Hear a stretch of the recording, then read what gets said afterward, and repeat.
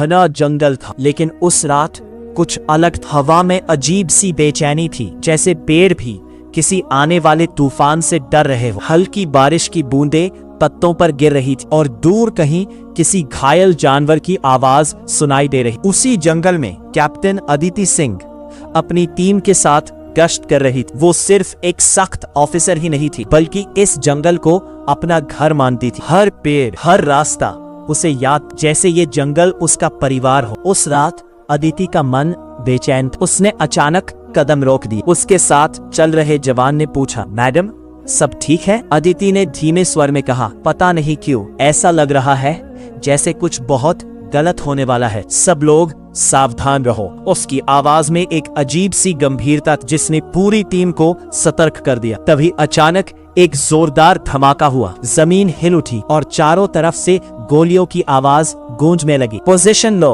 अदिति चिल्लाई। नकाबपोश हमलावरों ने जंगल को घेर लिया था, लेकिन वो सिर्फ हमला नहीं कर रहे थे, वे जैसे कुछ तलाश रहे थे। अदिति ने तुरंत जवाबी कार्रवाई शुरू की, लेकिन उसके मन में एक सवाल लगातार उठ रहा था, लोग आखिर क्या चाहते हैं? स्थिति बिगड़ती जा रही। एक जवान घायल होकर गिर पड़ा। अदिति ने तुरंत वायरलेस उठाया और बैकअप मांगा। कुछ सेकंड बाद जवाब आया कि कर्नल अरविंद खुद आ रहे। ये नाम सुनते ही अदिति के चेहरे पर एक पल के लिए सन्नाटा छा गया। कर्नल अरविंद, एक ऐसा नाम जिससे वो पहले भी जुड़ी हुई थी, लेकिन उस जुड़ाव में दर्द छिपा। कुछ ही देर में हेलीकॉप्टर की आवाज गूंजने लगी और कर्नल अरविंद वहां उतर आए। उनके आते ही हालात थोड़े काबू में आने लगे, लेकिन अदिति का ध्यान लड़ाई से ज्यादा कर्नल के व्यवहार। कर्नल सीधे उसकी ओर आए और बिना समय गवाए बोले, मुझे अंदर ले चलो। उनकी आवाज में जल्दबाजी थी, जैसे उन्हें पहले से पता हो कि उन्हें कहाँ जाना है। अदिति ने उन्हें ध्यान से देखा और पूछा, सर आपको पता है ये लोग क्या ढूंढ रहे हैं? कर्नल ने नजरें चुराते हुए कहा, बस अंदाजा है। ये जवाब अदिति को संतुष्ट नहीं कर पाया। फिर भी वो उन्हें जंगल के अंदर ले जाने लगी, लेकिन अब उसका हर कदम शक से भरा हुआ था। कुछ देर बाद वे एक पुराने टूटे हुए बंकर के पास पहुंचे। कर्नल की आंखों में अचानक एक अजीब सी चमक आ गई। उन्होंने धीरे से कहा, यही है। अदिति चौंक गई। अब उसे पूरा यकीन हो गया था कि कर्नल कुछ छिपा रहे हैं। तभी पीछे से फिर से गोलियां चलने लगी। हमलावर भी वहीं पहुंच गए थे। अदिति और उसकी टीम लड़ाई में उलझ गई, लेकिन कर्नल सीधे बंकर की तरफ बढ़ने लगे। सर रुको, अदिति चिल्लाई, लेकिन उन्होंने उसकी बात नहीं सुनी। वो दरवाजा खोलने लगे। अदिति दौड़कर उनके पास पहुंची और उनका हाथ पकड़ लिया। आप क्या कर रहे हैं?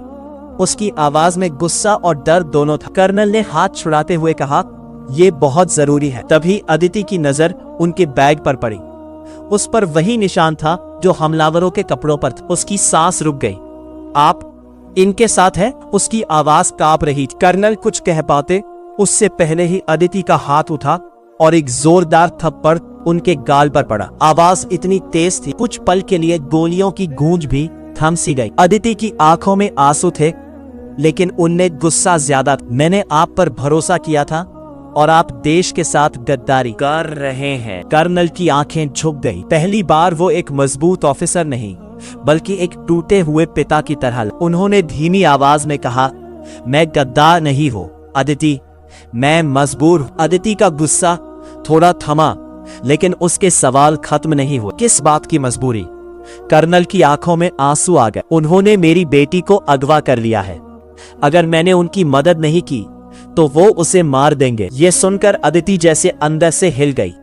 कुछ पल के लिए उसे कुछ समझ नहीं आया। उसके सामने एक गद्दार नहीं, एक बाप खड़ा था जो अपनी बेटी को बचाने के लिए टूट चुका था। अदिति ने गहरी सांस ली। उसकी आंखों में अब भी सकपी थी, लेकिन दिल में दर्द भी। तो आप एक बेटी को बचाने के लिए पूरे देश को खतरे में डाल देंगे? कर्नल चुप रहे। उनके पास इस सवाल का कोई जवाब नहीं। कुछ पल की खामोशी के बाद अदिति ने अपना फैसला लिया। उसने धीरे से कहा, हम आपकी बेटी को बचाएंगे, लेकिन देश के साथ कोई समझौता नहीं हो। कर्नल ने उसकी तरफ देखा, जैसे उन्हें एक आखिरी उम्मीद मिल गई। फिर शुरू हुआ असली मुकाबला। अदिति ने अपनी टीम के साथ मिलकर हमलावरों को घेर ली। गोलियों की आवाज, चीखें और बारिश की बूंदें सब कुछ एक साथ चल रहा था। आखिरकार उन्होंने उनके लीडर को पकड़ ली। अदिति ने गुस्से में उससे पूछा, लड़की कहाँ है? डर के मारे उसने जगह बता दी। कुछ घंटों बाद जब सुबह की पहली किरण जंगल में आई, कर्नल अपनी बेटी को गले लगाए खड़े थे। उनकी आंखों में राहत के आंसू थे। अदिति थोड़ी दूर खड़ी उन्हें देख रही थी। उसके चेहरे पर सुकून लेकिन साथ ही एक सीख भी।